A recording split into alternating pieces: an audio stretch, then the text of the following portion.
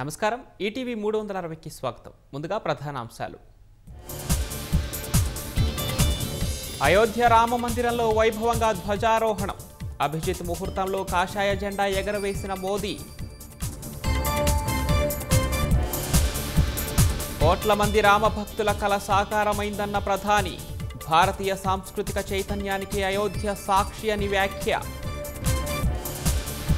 పవన్ కళ్యాణ్ అధ్యక్షతన మంత్రివర్గ ఉపసంఘం సమావేశం.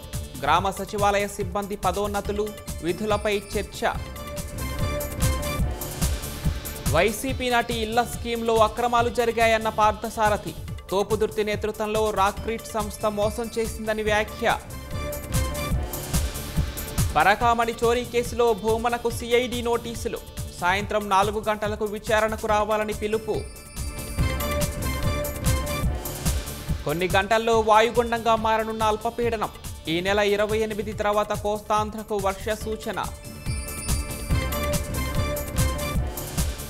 అగర్తలాలో ఆయుధాలు తరలిస్తున్న 3 అరెస్ట్.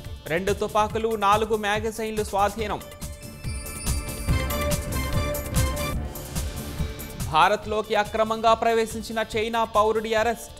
సున్నితమైన ప్రదేశాలను వీడియో తీస్తున్నట్లు గుర్తింపు.